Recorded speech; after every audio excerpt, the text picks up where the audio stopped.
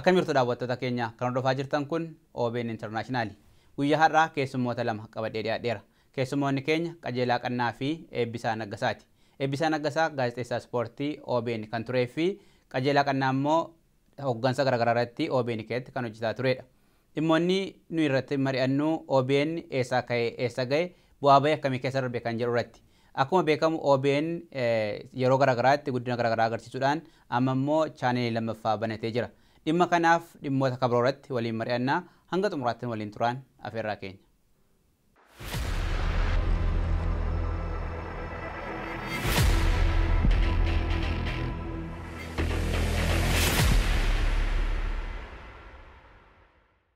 Qajeelaa Qannaa biyya Ingilizirraa akkasumas Eebbisaa Naggasaa biyya Swiidin irraa toora Skypeetiin argamtanii nu waliin mari'achuuf ayyamamoo ta'uu keessaniif hedduu galatooma.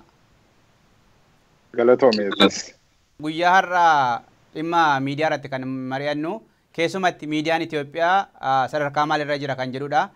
Keessumatti immoo OBN hundeeffama isaarraa ka'ee haala kamiin hundeeffame bu'aa bahii akkamii keessa darbee har'a immoo maalirra jira waan uummanni barbaadu yookaan immoo fedhii uummata Oromoo guuteeraa yookaan immoo guutuudhaaf daandii akkamiirra jira kan jedhu irratti mari'annaa. Lamaan keessan akkuma beekamu Qajeelaan gama hooggansaatiin dhaabbata reediyoo fi televezyiinii Itoophiyaa EBC amma sadarkaa hooggansa garaagaraatti gaggeessaa turte. Akkasumas Eebbisaan gaazexeessummaadhaan OBN keessatti yeroo garaagaraatti hojii garaagaraa hojjechaa turte. Muuxannoo isin qabdan yookaan immoo miidiyaan sun maal akka fakkaatu isin caalaa namni ibsuu danda'u hin jiru waan ta'eef dhimma kana irratti mari'anna. Kan irraa eegallu garuu miidiyaan Itoophiyaa sadarkaa maalirra jiramu? Sadarkaa fedhii hawaas dinagdee biyyi sun barbaadu yookaan immoo teeknooloojii biyyi sun barbaadu irra ga'ee jira kan jedhu jeneraalii goonee haa jalqabnu. Qajeelaa irraa haa eegallu. Qajeela miidiyaan yeroo baay'ee ati dhimma miidiyaa isin qoratta waan ta'eef miidiyaan Itoophiyaa akka waliigalaatti sadarkaa maalirra jirama? Sadarkaa barbaachisurra yookaan immoo hawaas dinagdee siyaasii biyya sanaa barbaadu irra ga'ee jira jechuun hin danda'ama? Galatoomi Naafeeruu keetii fi Alamaayyoo. Egaa waa'ee miidiyaa gaafa kaasnu yookaan madaaluudhaaf sadarkaa maalirra jira tun jedhin dura miidiyaan maali kan jedhu irraa tun jalqabee natti tola. Miidiyaan maal inni uummata tokkoof akka Itoophiyaatti uummata Itoophiyaatiif akka Oromootti immoo uummata Oromootiif jechuudha. Miidiyaan akkuma beekamu hundi keessan lamaan keessan iyyuu miidiyaa sana keessa turtanii hubattu. Kaayyoo fi galmataa gaafa adda baasnu barsiisuu, odeeffannoo kennuu, bohaarsuu jennee kana yeroo hundumaa. Kana dudduuba waa lama sadiitu jira. Tokko beekumsaa, kabiraan hubannoodha, inni kabiraan immoo ogummaallee ta'uu danda'a. Jarri kun garuu humna walitti dabalamanii jechuudha. Saba tokko siyaas dinagdee fi hawaasummaa cimsuudhaaf jechuudha, ijaaruudhaaf jechuudha, gahee guddaa qaba jechuudha miidiyaan. Kanaaf mootummaan kamiyyuu waa hunda dura miidiyaadhaaf kan xiyyeeffannoo kennuuf jechuudha. Yoo ilaallee seenaan miidiyaa Oromoo fi seenaan siyaasa Itoophiyaadhaan wal qabata. Maaliif yoo bara Haayile Sillaasee keessa reediyoon afaan Oromoo akkamitti akka jalqabame naannoo Hararitti jechuudha. Maaliif akka jalqabame yoo qoranne mootummaatu uummatattiin waa itti ba'e maa itti ba'uudhaaf yookaan odeeffannoo itti dabarsee uummatarraa waan argatu argachuuf uummata sanaafis immoo waan ta'uu malu irraa hubachuuf ta'uu danda'a. Miidiyaan sun jalqabame jechuudha reediyoon. Isa duras bara Xaaliyaaniis akkuma kana faayidaa sirna tokkootiif ijaaramaa ture. Faayidaa sirna mootummaa biyya sana bulchaa tureetiif jechuudha. Kana Haayile Sillaasee bara Dargiis akkuma kana reediyoon gaafa jalqabamu dhimuma kanaaf kan inni hundaa'e jechuudha. Bara Dargiin kufuu gaaffiin duraa akka Oromootti gaaffiin duraa deebii argate yookaan akkasitti ilaalla yeroo baay'ee deebii argate illee yaadannti miidiyaa qabaachuudha. Miidiyaan sun garuu kaayyoo maaliif hundaa'e? Tokko uummata sanaaf deebii miidiyaa, dheebuu miidiyaa. Inni lammaffaan immoo mootummaatu uummata itti dubbachuudhaaf karaa ittiin walii galu barbaadee hundeessee jechuudha. Seenaa kana gaafa walitti ilaalaa dhufnu baruma mootummaan jijjiiramu yookaan sirni mootummaa jijjiiramu miidiyaan Oromoo bifaan adda addaa ta'u hundaa'aa dhufee kan jedhu ilaala. Akkasittiin ilaala. Siyaasa guddina siyaasa sanaa guddina dinagdee biyya sanaa wajjin wal qabatu. Egaa sana keessatti yoo laallee an hamman beekutti hamman keessa turetti bara reediyoon Oromoo afaan Oromootiin dubbatu jalqabus dhimmi isaa siyaasa ta'e. Fakkeenyaaf maal jechaa turanii sagaleen Oromoo reediyoo cabsaa. Maal godha reediyoo irraa siyaasa kan hin jedhu kanaaf igala. Maal godha reediyoo irraa warra sagalee kana reediyoo irraa dhaga'u warra jibbutu ture jechuudha. Bara televezyiiniin jalqabamus akka carraa ta'e utuun beeku utuun hubadhuuti. Baraan beeku jechuudha. Televezyiiniin afaan Oromootiin gaafa jalqabamu saanuma keessa deebi'an. Televezyiiniin afaan Oromoon televezyiinii cabsaa. Maal godhaa fi Oromoodhaaf televezyiiniin nan yaadadhaan warra gaaffii kaasan keessa Oromoon illee darbee kan mul'ate jechuudha ture. Maal godhaa fi eeyyufaa dhaga'amma jedhanii gaaffii kaasu jechuudha. Kuni uummanni kun miidiyaa maaliin godha maaf isa barbaachisa warra akkuma jiranittu warra sirnoota sana keessaa fayyadamaa turanii fi dhiibbaan uummata Oromoo irra ga'u kan isaan hin quuqne jechuudha. Kanaaf bu'aa bahii miidiyaan Oromoo keessa darbaa ture yoo xiinxallee siyaasa keessa gangalachaa deeme. Ammas dhiyeenya kanas televezyiinii Itoophiyaa keessatti televezyiiniin afaan Oromoo sa'a tokko turte uummata Oromootiin afaansaa, aadaasaa, siyaasa, dinagdee waan adda addaatti himnu sana hin barbaachisu jedhanii yeroo cufantu ture jechuudha. Hin barbaachisu. Sirnumti dur televezyiinii fi reediyoon hin barbaachisa uummata kanaaf jedhe deebi'ee maal godhan barbaachisu yookaan naannoo keessanitti dhaqaatii achitti banaa karaa naannoo keessanii fidaa. Yeroo hundumaa ogummaan gaazexeessummaa fi miidiyaan siyaasaan wal marqaa wal xaxaa maraamartoo siyaasaa keessatti kan darbaa dhufee jechuudha. Kanaaf atiyyuu alamaa yoo yaadatta yeroo televezyiiniin Itoophiyaadhaa afaan Oromoo fi iddoo hin qabnodhe afaan Oromoo qofa miti kan biraallee itti dabalee booda garuu afaanota kaan deebisanii afaan Oromoo garuu hin cufane jechuudha. Uummataan hin mari'annee yookaan eenyuun hin beeksisne bulchiinsi mootummaa naannoo Oromiyaa hin beeku. Kanaaf siyaasa keessatti ilaalameedha jechuudha. Isa booda seenaa taa'oo ilaallegaa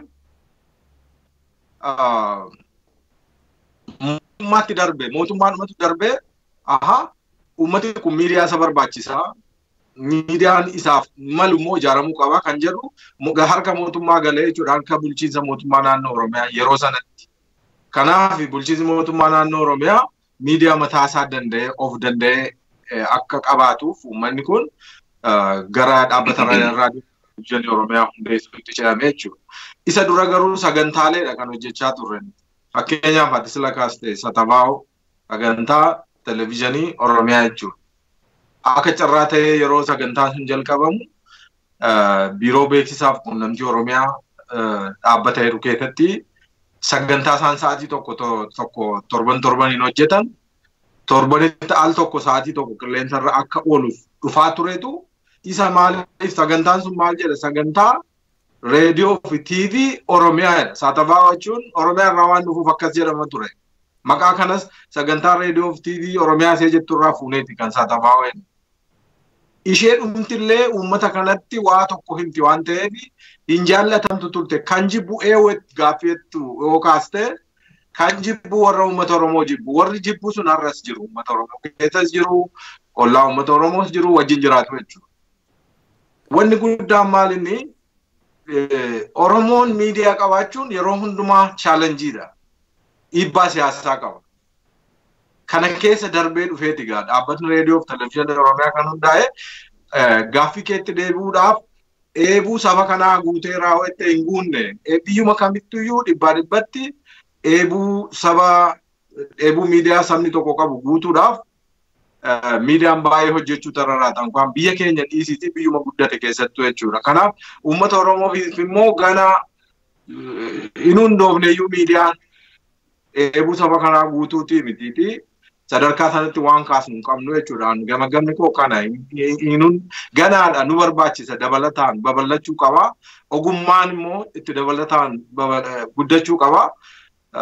Kanatu natti mul'ata Alamaayyoo hin guunne eebuun baane uummanni Oromoo eebuu miidiyaa qaba. Eebuu kana hin baane garuu carraaqii hin jiru. Carraaqii kana immoo xiqqeessinee ilaaluu hin qabnu jechuudha. Namoota dhuunfaadhaanis karaa mootummaas dhaabbilee miti mootummaatiinis carraaqiin godhamaa jiran hundumtuuyyuu jajjabaachuu qabu. Maaliif miidiyaan kun uummata kana hubannoota ogummaa beekumsa odeeffannoo ijaaraa deema siyaasa dinagdee fi hawaasummaadhaan jechuudha. Uummanni kana qabu immoo uummata of beeku jechuudha. Uummata saba biraa beeku jechuudha. Uummata waa'ee isaa himachuu danda'u jechuudha. Kanaafiyyuu egaa fedhiin miidiyaa amma ganaadhaan jedha. Eebbisa qajeelaan miidiyaa Itoophiyaa akka waliigalaatti kan afaan Oromoo reediyoo irraa kaasee bara Haile Sillaasee irraa kaasee gabaabsee kaaseera dhimmoota jiran yookaan immoo seenaa guddina miidiyaa Oromoo biyya keessatti jechuudha. Ati immoo miidiyaatti kan dhufte yeroo Saaxabaawwan hundaa'e yeroo itti OBN ammaa kun hundaa'e irratti dhufte. Akka waliigalaatti gamaggama qabdu yookaan immoo haalli miidiyaa Itoophiyaa akka waliigalaatti maal fakkaata? Kun waan ifa jirudha. Waan naaf eertee baay'ee si galateeffadha Alamaayyoo. Yaanni qajeelaan kaase akkuma jirutti ta'e jechuun fakkeenyaaf bu'aa ba'iin akkaataa kamitiin akka darbe ilaalchi miidiyaan Oromootiif qabamu maal akka fakkaataa turee fi qabsoonni keessa darbame gulaalamu baay'ee bu'aa bahii hedduu keessa akka dhabee fi uummanni Oromoo hammam akka miidhame miidiyaa mataa isaatii dhabee afaan isaatiin akkaataa kamitiin dabarfachuu akka hin dandeenye waan baay'ee ilaaluu dandeenyeerra. Garuu waa tokko asirratti ilaaluu kan dandeenyu maa inni Oromoon afaan isaatiin miidiyaa banatee dubbachuudhaaf waan qabu walitti dhufeenyuma Oromooillee cimsuudhaaf miidiyaa nama barbaachisaa akka ta'e hubachuu kan danda'ame erga miidiyaaleen kan akka Saaxabaawoo akkasumas immoo saduraa ETV keessatti dhangaas ta'e sagantaa afaan Oromoo kan sa'aatii muraasa darbaa ture irraa ta'us achi booda ilaaluu kan dandeenyu erga OBN yookaan immoo dhaabbanni raadiyoo fi televezyiinii Oromiyaa akka mootummaa naannoo Oromiyaatti dhaabbate booda ilaaluun hin danda'amaa jechuudha. Ammaani seenaa darbe keessatti asootoon ta'in erguma Saaxabaawootti makamne achi booda immoo gara dhaabbata raadiyoo fi televezyiinii Oromiyaa hundeessuutti yegguu ceenu sana yegguu laallu waan biraa miti ani simple waan tokko haasa'uu kan barbaadu mee Oromoon Booranaa jiru Oromoo Wallagga jiru aanaa isaa godina isaa hin beeku ture jechuudha. Fakkeenyaatiif aanaa Laaloo Saabii kan jedhu mee namoonni Booranaa jiraatan namni beeku jira hin jiru. Miidiyaan kun gama aanaalee godinaalootaa fi walitti dhufeenya Oromoollee sirriitti kan cimse ta'uu isaatiin hundeeffama isaarraa akka bu'aa bahii hedduu keessa dabarree chaalenjii baay'ee keessa dabarree alamullee waan kana hundeessineerra jechuudha. Kanaafuu miidiyaan Oromoo baname kun uummata Oromoo bira bifa barbaachisaa ta'eetiin qaqqabuu baatus yookaan immoo kabareejuu hundaarra gahuu baatus gahee mataa isaatii taphateera, hojii gaarii hojjeteera. Kanaaf immoo Oromoon akka ol beeku Oromiyaan godinaalee aanota adda addaa Oromiyaan qabdu hundi Oromoon tokkoon isaa akka beekuu danda'uuf gahee mataa isaatti taphateera. Egaa nutis sagalee taanee hojii boonsaa ta'e hojjechuun keenya ni yaadatama. Gama biraatiin dhiibbaan gubbaarraa dhufu dhiibbaan siyaasa tiin dhufu sun damdamannee miidiyaa sana miilaan dhaabuu dandeenyeerra. Kanaaf jalqabbii gaarii akka ture fi dheebuun uummanni Oromoo miidiyaa banachuudhaaf qabu garuu ammas kanafu natti fakkaata. Walumaa galatti garuu akkuma qajeelaan kaasee hunda isaa irra tuttuquu waan hin barbaanneefidha. Ganaa waan hafu waan fakkaatu fanan yaada kana sii kaase jechuudha. Qajeela gara duubaatti si deebisa. Al tokko fakkeenyaaf waggaa 30 darbaniif erga mootummaan Ihaadig gara aangootti dhufee sabab Solomoonni afaan isaanii aadaa isaanii seenaa isaanii guddisan kan jedhuun miidiyaan banamee ture. Dhumarratti garuu 2008 yoon dogoggoruu baadhee televezyiiniin afaan Oromoo cufamee ture sadarkaa federaalaa ETV irraa jechuudha EBC ammaarraa. Akkuma sila kaaste sababni itti cufameen beekamu. Haa ta'u malee garuu saba guddaa biyya sana keessatti baay'inaan saboota kabiraa caalu keessatti miidiyaa sadarkaa federaalaatti jiru. Sirnuma federaalizimii biyya sanaayyuu kan faallesse miidiyaan sun cufameera. OBN maaliif dubbannaa? OBN yeroo sana keessatti kan uumamedha. Yeroo rakkinaa sana keessatti kan uumamedha akkuma kaaste sagantaa televezyiinii Oromiyaa jedhame. 2008 BPR kan jedhamu caasaa hojjetame sana keessatti caasaaleen afaan Oromoo kanaan dura jiran iyyuu reediyoo irra kan jiru iyyuu gadi bu'ee inni nama 10 ture nama 5tti yeroo inni galee jira. Ati waan sana jaalatta waan ta'eef. Dhiibbaan miidiyaa Oromoo yookaan immoo Oromoon afaan isaa, aadaa isaa, seenaa isaa akka hin babal'ifneef ture maal fakkaata ETV keessa kan ture. Achirraa kaanee gara OBN itti dhufna. OBN erga hundaa'ee teekinooloojii akkamiirra jira, sadarkaa maalirra jira isa jedhu bal'inaa irratti haasofna waan ta'eef. Waa'ee dhiibbaa yoo kaasne Oromoon by the way akkanitti ilaalutu jira dhimma Oromoo kana. Akkuma waliigalaatti Oromoon gaazexeessaa duwwaa miti yookaan miidiyaa qofa miti. Biiroo fayyaa keessas yoo deemtee ilaalte yookaan biiroo qonnaas yoo deemtee ilaalte waluma fakkaata dhiibbaan jiru. Oromoon taatee Itoophiyaa keessatti sirnoota darban keessa gaafa uumamtu jalqaba maqaa kee irraa ka'a dubbiin maqaan kee siyaasaa barnootatti cimaa yoo taate hojiitti cimaa yoo taate innuu siyaasaa sochiin kee hundumtuu amantiin kee siyaasa ta'a. Daldalaa yoo taate investara yoo taate hojiin kee milkaa'aa yoo ta'e yoo milkoomne namni galagalee sin ilaalu yoo milkaa'aa taate hojiin kee siyaasaan qabamee rakkoon sirra ga'a. Yoo aangoo allee yoo taate abbaa taayitaa mootummaa allee yoo taate aangoo keetiin hojii babbareedaa yoo hojjette yookaan hojii uummata fayyadu yoo hojjette aangoon keellee siyaasa ta'etu galagalee si rukuchiisa jechuudha. Yoo keessa dubbii kanaa ilaalte maaf maqaan kee siyaasa ta'a? Maaf beekumsi kee siyaasa ta'ee sadarkaa adda addaatti sirna jiruun si miidha? Maaf hojiin kee, milkaa'inni kee, daldalli kee yookaan abbaa qabeenyaa taatee uummata fayyaduu kee maaf siyaasa ta'a? Maaf siyaasaan deebi'ee si rukuchiisa? Sirna sana keessatti jechuudha. Abbaa taayitaa taatee aangoo qabattee aangoo mootummaarra ministeera ta'uu dandeessa.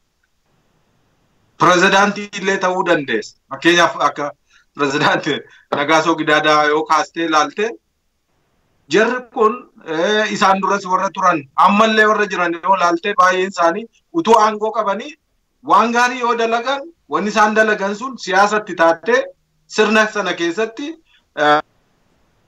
rakkoo guddaa irraan geessi jechuudha. Kan gaazexeessaa fi kan miidiyaa kanarraa adda godhee ilaalu Oromoo ta'uutuma sana rakkoo guddaa kan uumaa ture waan ta'eef. Egaa sirni kun immoo sirna Oromoodhaaf ta'u ijaarrachuudhaaf waggaa hedduu dura kan jalqabe dhawataan suutuma suutaan waan xiqqoo argachaa deemaa jira. Isa kanas immoo haaluu hin qabnu. Kan kaleessaarra har'a wayyina jechuudha. Kan dheengaddaarra kaleessa wayyina turre jechuudha. Fakkeenyaaf bara Haile Sillaaseerra bara dargii xiqqoo wayya ture. Bara dargiirra immoo bara Addawaawii afaan keenyaan dubbanne aadaa keenyatu calaqqisuu jalqabe miidiyaa mataa keenyaa qabaanne kun wayyaa tokko jechuudha. Egaa Addawaawiin immoo rakkoo kan biraa isa kaan deebisaa isa kaan ammeessaa immoo gaafa deemu immoo amma immoo jijjiirama ta'etu immoo jira. Jijjiirama amma jiru keessas immoo waan wayyu tokko hin argina jechuudha. Waan wayyu tokko sin abdanna jechuudha. Kanaafuu kana sirna keessatti ilaaluu qabna waa'ee miidiyaa Oromoo kan hin jedhu kanaaf.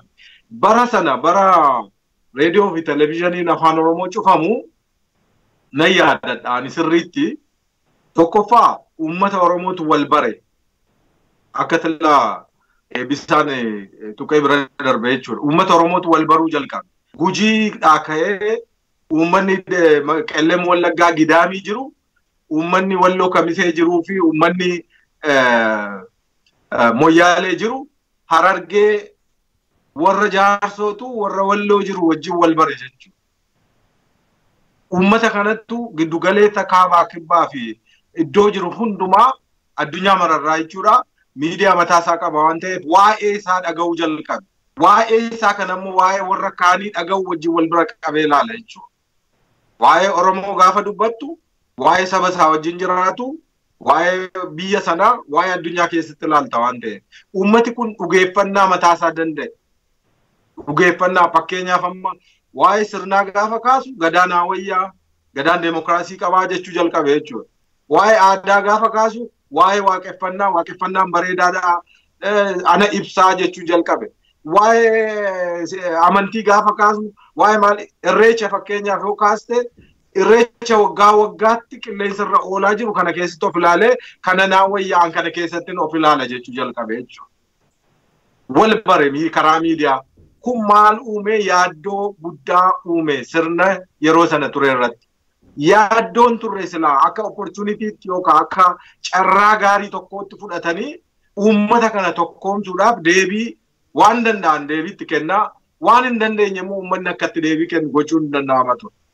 Garuu jarri maal godhan keessattuu yeroo sana hooggansarra kan ture nama waggaa dheeraa adda bilisa baasaa Tigraay uummata Tigraay TPLF keessatti qabsaa'aa turedha.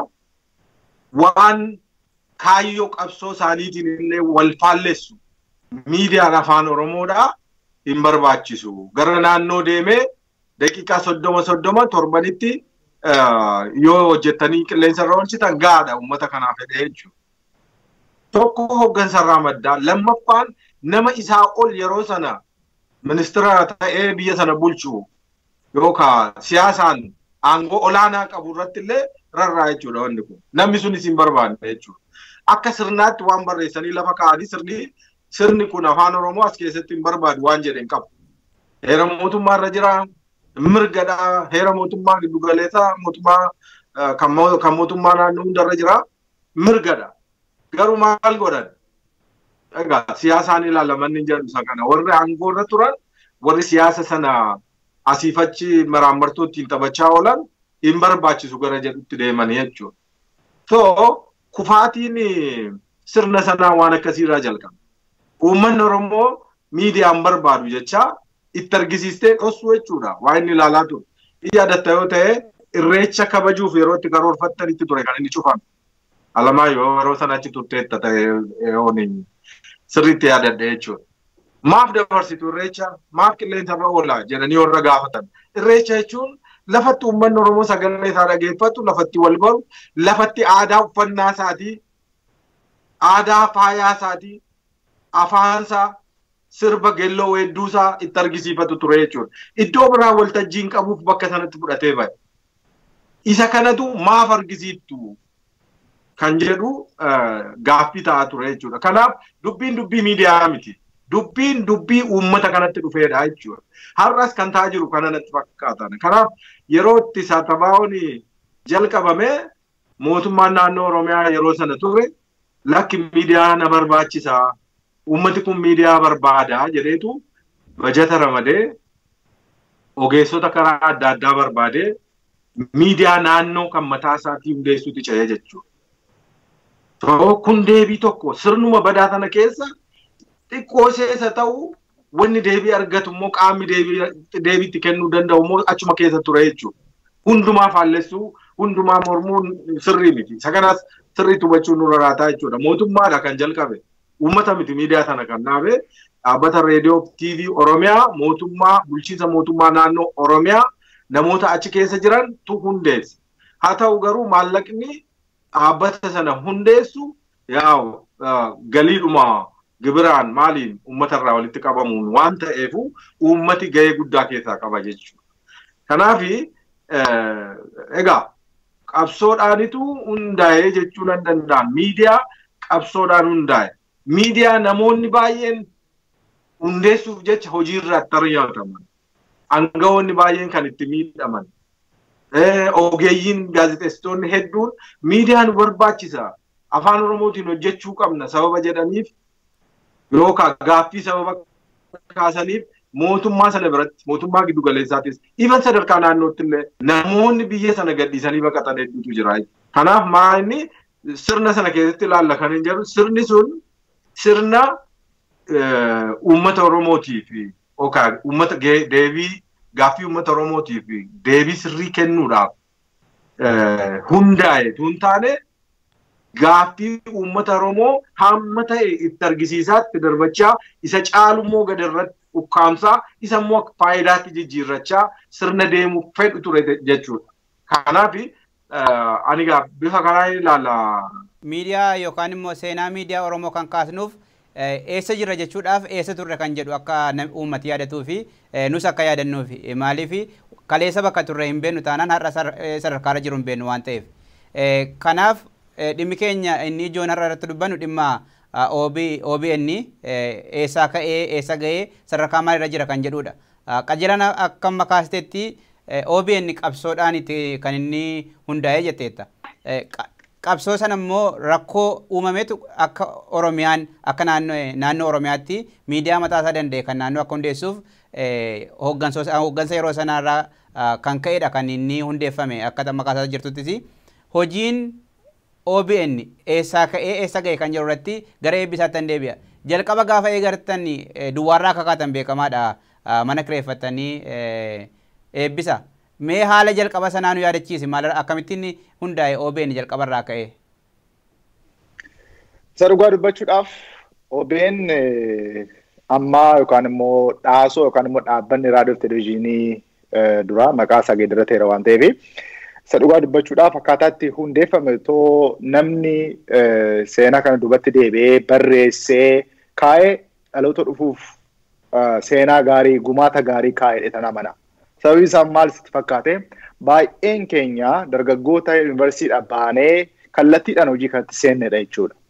Injiinarootas ta'e gaazexeessonni baay'een isaanii dargaggootadha. Bulchiinsaa fi hooggantoota muraasa duwwaatu muuxannoo gaarii yookaan immoo muuxannoo garaagaraa qaba iddoo garaagaraatti kan dhufan jechuudha. Hundi keenyayyuu akka maatiittidha kan wallaalaa turre.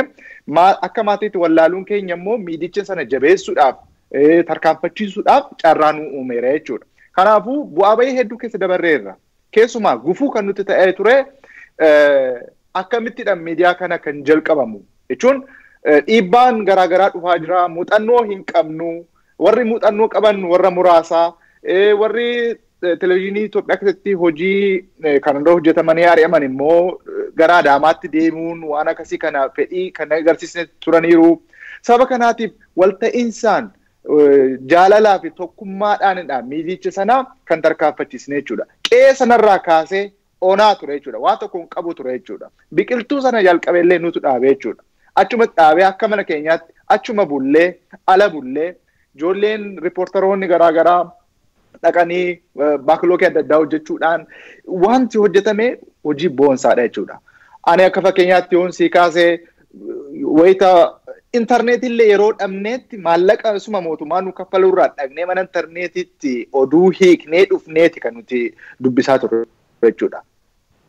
Keessumaanii kutaa ispoortiinaan hundeessu ijoollee wajjin turre kana keessaa maallaqa kootiin dhaqeen mana DSTV illee dhaqeetan viidiyoo Pirimeer Liigii, Chaampiyoons Liigii adda addaa kana maallaqa kootiin waraabeetanan intarneetiirraa oduu tiraansleet godheetanan dhaqeetan hojjedha jechuudha. Maali kaayyoon koo fedhiin koo maallaqni sun nagaa miti garuu uummata kootiif gargaaruu tokkoffaa karoora yookaan immoo kaayyoo miidiyaan sun dhaabbateetiif galma ga'uudhaaf kakaanee hojjechaa turre jechuudha. Kanaaf waan baay'ee dadhabneerraa, beelofneerraa, rakkanneerraa, abaaramneerraa, ifatamneerraa garuu tokkummaadhaan kaanee wal jabeessineeti kan miidiyaa sana yeroo amma kanaatiif akkas qaqqabsiine jechuudha. Kanaaf hojiin hojjetamee ture keessumaa warra injiinaroonni yogguu ilaalte baay'een isaanii hojii maallaqa gaariitiin iddoo biraatti dhaqanii argatanii hojjechuu warra danda'an.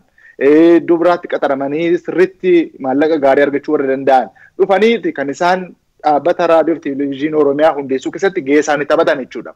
Kanaafidha miidiyaan innaa hojjetamu sanas immoo miidiyichi baay'ee dijitaalaayizu ta'uusaarraa kan ka'e qorannoo fi hojii baay'ee barbaachisaa jechaadha. Muuxannoo waan hin qabneef namoota adda addaa biyya alaatii fiduudhaan wantoota akkasii kana sirriitti galma gahiinsa miidicha sanaatiif shoora olaanaa ijoolleen achi keessa hojjetan keessumaa dargaggoonni achi keessa turre hojii boonsaa hojjenneerra jechuudha.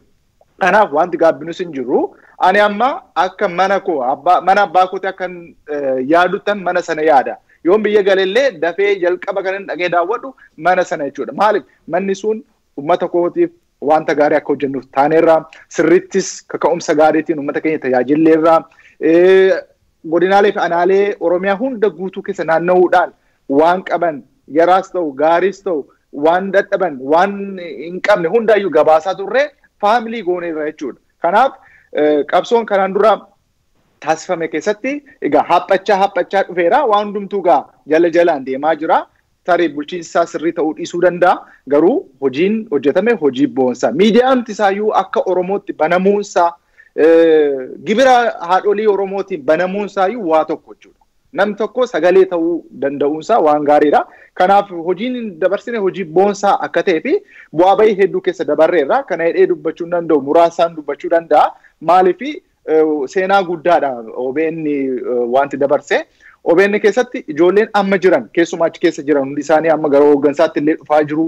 Kunillee jijjiirama guddaadha kan argaa jirru jechuudha. Kanaaf wanta gaarii akka ta'edha. Qajeelaanis erga dhufee hooggansarra galee boodas waan arge waan baay'eetu ture.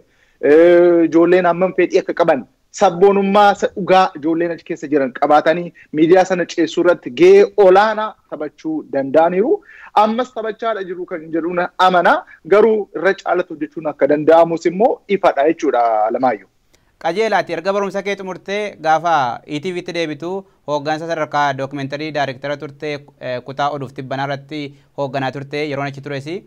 Isa dhiistee garuu quuqama qabduuf gara Adaamaa hojii hooggansaatiif deemtee turte yeroo sana. OBN akkamittiin agarte sadarkaa kanarra akka ga'uuf eebbisaa waan kaase qaba. Ijoollee nama hooggansarra jiran manaajimentii irra jiran yeroo sana hojjettoota yeroo itti hidhatte Qajeela. Haala kamiinitu sadarkaa kanarra ga'e uummataaf ibsuudhaaf? Bara reediyoo fi TV'n Oromiyaa hundaa'u guyyaa guyyaatti sa'aatii tokko torbanitti sa'aatii torbaa dilbataa fi sanbata irra immoo sa'aatii tokko dabalataan jechuudha. Kanatu reediyoo fi TV Oromiyaa keessatti darbatu. Ishee kanatu gara sa'aatii tokkootti cabe yeroo tokkotti jechuudha. Hin cufame saatabaawwan hingaa isumaan hojjedhaa jedhanii inni kun xiiqii tokko uume. Xiiqiin sun maal inni tokkoffaa uummata keessa fedhii guddaan ganaayyuu caalaatti utuu barbaadaa jiru uummati yeroo tokkichaan yeroo hammatan irraa cufte jechuudha. Sagantaan dhangaa fa'i tafe dhangaa uummanni baay'ee jaallatu jechuudha. Oduun sirriitti hojjetamu. Qophiileen adda addaa kan uummata barsiisanii fi bohaarsan turan isaan sanatu hafe. Ishee kana fedhii hammana ga'u uumame kana utuu caalmaatti fedhii sana guutuu qabnutu mootummaan giddu galeessaa yookaan mootummaan federaalaa aanga'oonni yeroo sana turan akka mootummaatti natti hin fakkaatu. Namootuma dhuunfaa fedhii uummata Oromoo irratti dhiibbaa geessisuu qaban raawwate yaadaan. Akka sirnaatti wanni isaan barreessanii akka maammataatti gadi buusan waan hin jirre ministeera beeksisaa yeroo sanii walitti qabaa boordii reediyoo fi TV Itoophiyaati. Inni immoo hoogganaa achi jirutti himee hoogganaan achi jiru immoo ganama tokkoon ka'ee cufameera annaawunsii godhe jechuudha. Ammanuma tuffii qabu jechuudha uummata Oromoo irraa. Kanaafuu isa kanatu xiiqii uume, aarii uume eenyu uummata keessatti. Bulchiinsa mootummaa naannoo Oromiyaa kan bulchaa ture immoo OPDOdha. Warri OPDO immoo warri giddu galeessaa kun uummata nurratti kakaasuuf kana godhan waan jedhullee waan hubatan natti fakkaata. Fedhii uummataa tokkichaan cufuun uummata nurratti kakaasuu fi gama kaaniin immoo uummatuma keessaa akkuma bisaan kaasaa ture fedhii hedduu nutti bilbiluu kallattiidhaan nu gaafatu maaliif akka kana ta'e maaliif cufamaa isin maaf hin qabsooftanii maaf gaaffii hin kaastanii kan jedhu kallattii adda addaatiin biyya keessaaf alaa nutti dhufaa ture jechuudha. Kanaaf namoonni naannoo sana jiran maaf cufamee gaaffii jabeessuu jalqabanii bulchiinsa mootummaa naannoo Oromiyaa illee hin gaafatanii bulchiinsi mootummaa naannoo Oromiyaa karoora mataa isaatiin miidiyaa dhaabaa waan jiruuf warri hojjetoonni dhaabbata reediyoo fi TV Itoophiyaa keessa turan qophii afaan Oromoo keessa turan fedhiidhaan warri barbaadan gara dhaabbata reediyoo fi TV Oromiyaa akka deeman warri hin barbaanne immoo achuma akkanumaan kutaa adda addaa keessa akka galan taasifamee jechuudha yeroo sana. Ani akka carraa ta'ee warra jalqabumaa kaasee dhaabbanni reediyoo fi TV Oromiyaa hundaa'uu qabadee koree dhaabbata sana hundeessu keessattis koree foormaatii isaa qoratu keessattis jalqaba irraa ka'ee hirmaachaa waan turee fi gara dhumaarraa gara sanan deemee jechuudha. Maal inni meeshaan qaban turanii kaameraa gahaan qabanii konkolaataan hin jiru fedhiitu jira. Ogeessi immoo fedhii kana qaba. Fakkeenyaaf Oromoo taate miidiyaan Oromoo gaafa cufamu waanuma gochuu danda'u hundumaan peejii tokko barreessee yoo darbachuu danda'e. Viidiyoo xiqqishuu tokko kaasee ediit godhee qilleensarra oolchuu yoo danda'e uummata kana hin fayyada yoo ta'e jedhee xiiqiidhaan gara hojiitti seenee jechuudha. Kanaaf sana keessatti hooggantoonni baay'een really kan jajjabeeffamuu qabu hojii gurguddaa kan raawwatan jiru. Warra jalqabaa pirezidaantii yeroo sanaa Abbaduulaa Gammadaa dabalatee obbo Abarraa Haayiluu kan jedhaman yeroo sana warra hundeessaa jalqabaa keessa warra turan isa boodas Masfin Darajjee Abarraa Faafaa booda kan dhufe jechuudha hoogganaan naannoo sana jiru xiiqii keessa galanii hooggantoota naannoo sana jiran namoota ogeessota ofitti hawwachuudhaan warra hojjechiisuu fi wajjin hojjechuu danda'an qabachuudhaan miidiyaa kana hundeessuu gara bu'uura qabsiisuutti ce'anii jechuudha.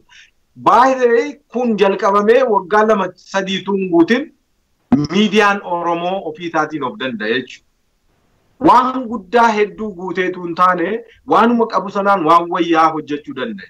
Fakkeenyaaf na yaadadhaanii ijoolleen kompiitara mataa isaanii irratti sooftiweerii adda addaa fe'atanii godinaalee adda addaa irra deemaniitu neetwoorkiidhaan laayivii achitti sagantaa oduu maalii hojjetanii giddu galeessatti ergu turan.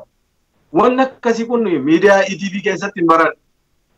Waan akkasiin hojjetan turan kaameeraa gurguddaa qabu isuma establish godhanii yookaan stuudiyoo fuudhanii deemaniitu laayivii dabarsu turan.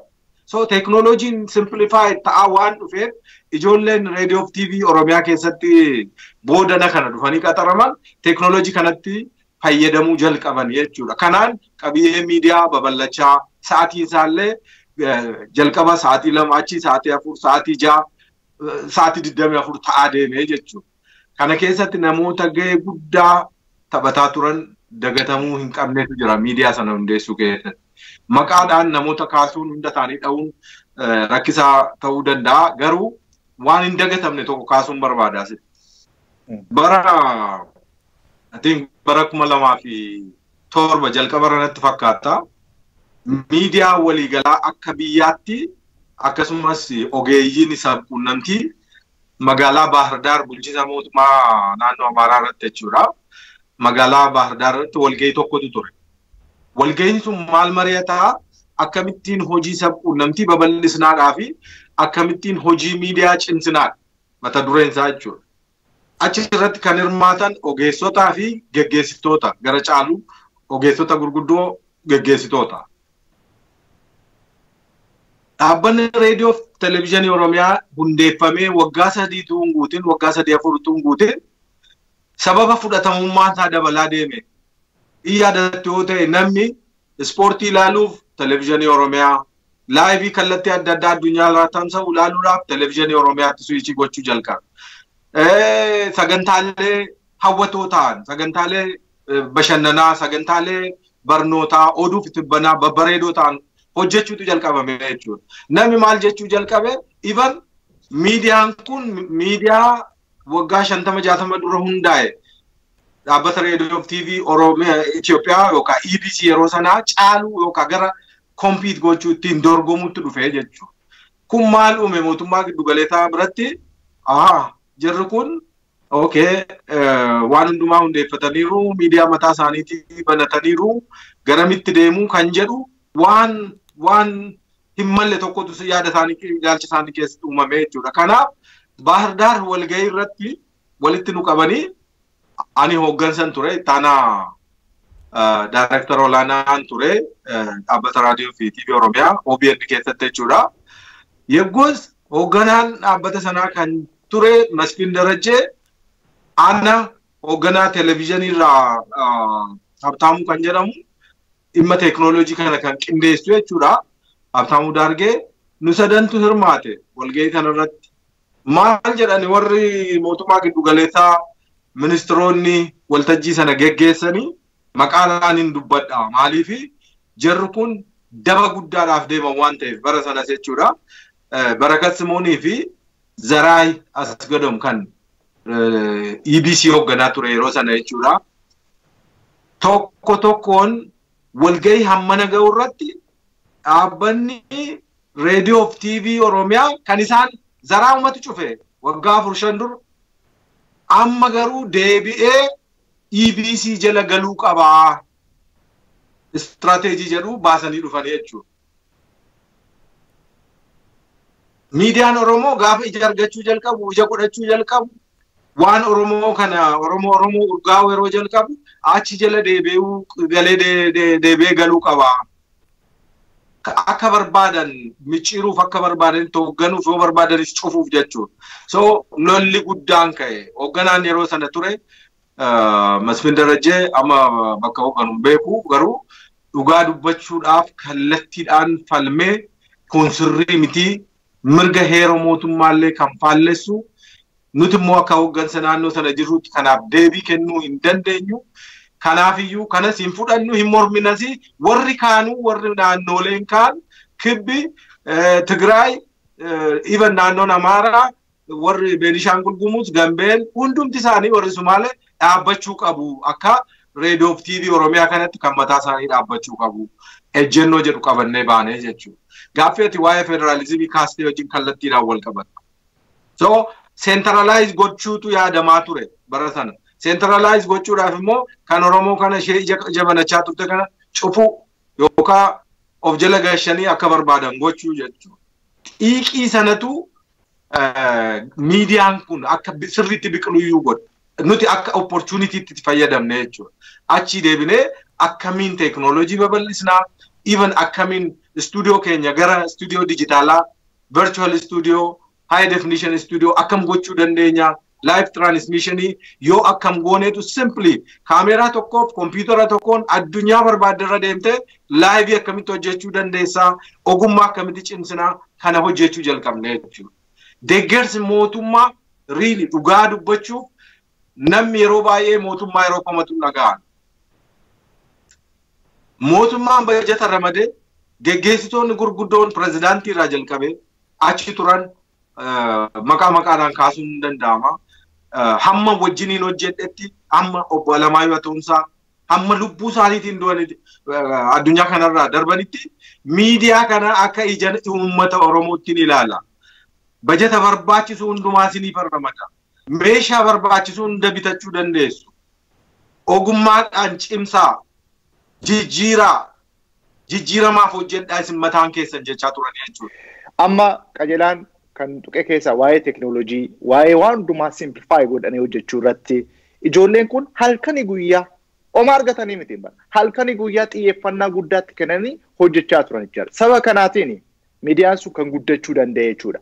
Rakkoon bulchiinsaa jiraachuu ni mala garuu ijoolleen kun baay'een isaanii jechuudha. Xiyyeeffannaa guddaa kennuudhaan halkanii guyyaa hojjechuudhaan gahee eenyuyyuu hin taphanne kan taphatan hojjettoota warra teknoolojii akkasumas immoo gaazexeessota bulchiinsis gama tokkoon gargaarsa gochaa wanta gaarii hojjetan. Irra caalatti garuu of kennee akka maatiitti hojjechuu isaaniitiin as gahuu danda'aniiru jechuudha. Maaliif kan kaasuu barbaade kanarraa kan keessa bu'aan isaa maal ture? Bu'aan isaa fakkeenyaatiif akkuma qajeelaan kaase miidiyaaleen biraallee akka fakkeenyummaatti miidiyaa TV Oromiyaa kanaaf yookaan raadiyoo TV Oromiyaa kana fudhachaa turan jechuudha. FM'n magaalaa Finfinnee marsee jiru hundumti isaayyuu har'a TV'n Oromiyaa kubbaa akkasii ni dabarsaatii kubbaa Pirimeer Liigii akkasii ni dabarsaatii sarraa hordofaa jedhanii odeeffannoo uummata isaaniif kennu jechuudha. Kan biraa haa ta'u kan afaan Oromoolee dhageenye magaalaa Finfinnees ta'ee yookaan magaalaa biraa ta'ee Oromiyaa TV akkaataattiin hordofaa turetu jira jechuudha. Kun maalirraa ka'e jechuudha? Tokkoffaa of kennanii hojjechuu. Lammaffaa nuti eenyu oliyyuu taanee akka argamnuuf yookaan immoo sabni Oromoo eenyu ol argamee akka mataasaa qabatee deemuuf Oromoon hojjechuu akka danda'u nuti garaadhaaf akka hin bulle kan agarsiisu ture jechuudha. Kanaaf ijoolleen miidiyaa sana dhaabbachuudhaaf warra achi keessa hojjetanis warri keessaa ba'anii iddoo biraa deemanis shoora olaanaa qabataniiru jechuudha. Kanaaf akka fakkeenyaatti namoota baay'ee kaasuu ni danda'ama garuu namoota kaasnee fixuu hin dandeenyu. Abbabaa Guutamaa kaasuu dandeenya namoota dandeenya. So kana jechuun waan barbaade maali namoonni of kennanii maatii isaanii dhiisanii warri hojjetan namoota baay'eetu jiru jechuudha barbaadeetanan. Qabsoo Oromoo keessatti OBN gahee maalii bahe? Qabsoo Oromoo jechuun gama hawaasummaatiin, gama diinagdeetiin jijjiirama har'a biyya sana keessatti dhufeefis OBN maal godheera kan jiru irratti haasofna. Maaliif OBN jalqaba akka jettan saatawaa irraa ka'ee deebi'ee TV Oromiyaa ta'ee guddachaa dhufee amma immoo teknoolojii isaa iyyuu digitaalaayiz godhee yookaan immoo HD godhee high definition godhee hojii garagaraa hojjechaa jira. Torbee darbe immoo chaanelii lammaffaa OBN Horn Afrikaa jedhee kan biraa banee jira. Kan sabaaf sablammoonni Afrikaa keessa jiran Afrikaa bahaa keessatti afaan Swahilii dabalatee afaan Amaaraa, afaan Tigriffaa, afaan warra kibbaa hedduu haadiyaa dabalatee afaanota hedduu banee jira. Guddina kanaaf ijoolleen yookaan immoo dargaggoonni yookaan immoo gaazexeessitoonni yeroo isin achi turtan hojjetaa turan ammas gahee mataa isaanii baatti jiru. Gaafa qabsoo Oromoo haasofnu waggoota arfan darban miidiyaaleen biyya alaa turan OMN dabalatee lafa nu hojjechaa turre maddi keenya OBN ture. Dhimma maaster pilaanii kaasuu dandeenya, dhimmoota garaagaraa kaasuu dandeenya. Odeeffannoo namni achi jiru, namni qaama sana keessa jiru, ijoollee achi jiran, hooggansa achi jiran waan ta'eef hojii guddaa hojjetaniiru. Kun garuu uummata biratti baay'ee beekamee hin jiru. Yeroo baay'ee OBN akkasii akka miidiyaa uummataan taanetti garii hubannoo dhabuurraa kaasa. Garii immoo ta'ee jedhee tarii dorgommii miidiyaatiifis ta'uu danda'a, waan garaagaraatiif kaasuu danda'a. OBN qabsoo keessatti yookaan immoo jijjiirama dhufe keessatti maal fakkaata kan jedhu qajeelaa irraa jalqabnee gara eebbisaatti dhufa. Tole gaaffii gaariidha kun. OBN uummata Oromootiif bu'aa maalii buusee isa duras kan turan miidiyaaleen sun kan dhaabbata reediyoo fi TV Itoophiyaa keessa tures kutaan afaan Oromoo jechuudha. Isa booda kan dhaabbatanis miidiyaan Oromoof maal buuseedha. Dhugaa dubbachuudhaaf Oromoon har'a kan wal bare ilaalcha Oromummaa tokko kan qabaate sila kaatu yaaleera. Tokkoffaa of bare, of baruu jechuun waan salphaa miti. Ilaalchaan of bare uummanni Oromoo. Hin dammaqe jechuudha. Of baruu fi dammaquu kanaa wajjin immoo warra ollaasaa jiru, warra keessasaa jiru, seenaa isaanii, warra fagoo irraa ilaala jiran seenaa isaanii, Oromoota sarraa itti dhiyoo jiru, seenaa isaanii, waa hundumaa waa'ee isaanii hubachuu jalqabe jechuudha. Har'a Oromiyaa keessa deemteeti daa'ima waggaa 5 waggaa 6 tokko addunyaa kanarraa pirezidaantii kamiin beekta yoo itti gaafatte yoo xiqqaate 5-6 sitti miidiyaarraa dhagaa oola. Daa'ima Awurooppaa keessa yookaan Awustiraaliyaa keessa jirurraa badaa walirraa fagoo hin jiru odeeffannoo argataa oola. Maatii keessatti dhagaa jechuudha. Aadaa isaa hubate uummanni Oromoo eenyummaa isaa bare. Eenyummaa ofii baruun ilaalcha wal fakkaatu. Oromummaan cimuun amma yeroo baay'ee warri siyaasaa maal jedhu sabboonummaan Oromoo daran cimaa dagaagaa dhufe. Kana gochuu keessatti immoo kan gahee guddaa qabu warri siyaasaa akka jedhanitti nuyi warra siyaasaa aktivistoota, leellistoota, qabsaa'ota adda addaa eeyyee gahee hamma ta'e qabu. Garuutuu miidiyaan hin jiraanne maaliin uummata kana sadarkaa kanarraan gahuu danda'u tura. Sabboonummaan amma jedhamu sadarkaan inni irra gahe maaliin dhufa ture tuu miidiyaan hin jiraanne. Egaa sabboonummaa gaafa jedhamu afaan kee, aadaa kee, eenyummaa kee, siyaas dinagdee, jiruu jireenya kee, dhugeeffannaa mataa keetiitti boonuu jechuudha. Kan biraa irratti dhiibbaa gochuu jechuu miti. Kun hundumtuu kan dhufe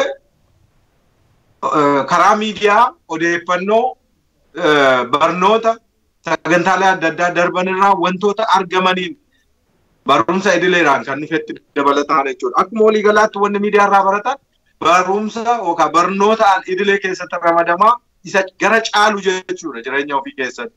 Kanaaf faayidaan isaa guddaa. Kan biraa uummata Oromoo qabsoo irratti daran kan cimse maalinni jennee kaasnee ilaaluu dandeenya. Waggaa 150 guutuu qabsoo keessatti turree jennee keenya seenaa qabsoo siyaasaa Oromoo jechuudha. Waggoottan muraasa darban yeroo teeknooloojiin odeeffannoo babal'ate keessa garuu baay'ee saffise garmalee addunyaa mararraayyuu jechuudha. Kana keessatti miidiyaaleen kan dhuunfaadhaan biyya alaattis biyya keessatti sadarkaa adda addaatti banaman gahee isaan qabaatan akka jirutti ta'e miidiyaan Oromoo sa'aatii tokkorraa ka'ee amma sa'aatii 24 tamsaasutti gahe dhaabbanni raadiyoo fi TV Oromiyaa isa boodas OBN jechuudha. Ani gahee guddaa qabaachaa ture jedhee tanaman. Gahee salphaatti ilaalamu miti. Fakkeenyuma tokko kaasuudhaa fi bara 2014 waa'ee maaster pilaanii sababa maaster pilaaniitiin akka carraa ta'e anii fi eebbisaan itti dhiyoo turre waan sana keessa turre waan ta'eef hin beekna. Ishee tokko guyyaa tokko qilleensarra oolte duwwaa arge malee namni baay'eetu isa durayyuu qilleensarra oolaa ture. Gaaffiin akkasii yeroo adda addaatti ka'aa ture. Miidiyaa Oromootii fi dhaabbata reediyoo TV Oromiyaa ogeeyyii gaazexeessitoota Oromooti. Waan kana dabarsanii lubbuu isaanii kennanii jechuudha. Eenyummaa isaaniitti sacrifice godhanii kan sadarkaa addunyaatti akka oduun sun sagantaa sun qilleensarra oolu godhanii jechuudha. Sun qabsoo uummatni Oromoo waa'ee ofii isaatii taasisu hundumaa dhaamsi gabaabaan darbe sun baddaa gammoojjii yaa baa Oromoo iddoo hundumaa addunyaarra jiru odeeffannoo gahaa kenneef jechuudha. Mootummaan dhumti Oromoo iyyuu dhiibbaa mootummaan federaalaa irraan gahaa jiruun kan ka'e qabsoo keessa jira kan jedhutu hubatame jechuudha. Kanaaf kallattii adda addaatiin warri mormanis warri mootummaa sana deeggaranis gaaffii kana bal'isanii kaasuu jalqaban. Qabsoodhuma Oromoo keessatti gahee qabsiistummaa yookaan gahee maal jechuutu danda'ama odeeffannoodhaan dubbii kana waliin ga'u kan taphachaa ture miidiyaa kanaa jechuudha. Miidiyaan kun kophaa isaa miti. Miidiyaan kanneen biroos hin jiru. Kanneen dhuunfaadhaan dhaabbatan biyya adda addaa keessa jiranii. Haa ta'u garuu gahee bakka bu'iinsa hin qabne kan taphate dhaabbata reediyoo fi TV Oromiyaa yookaan OBN ammaati jechuudha.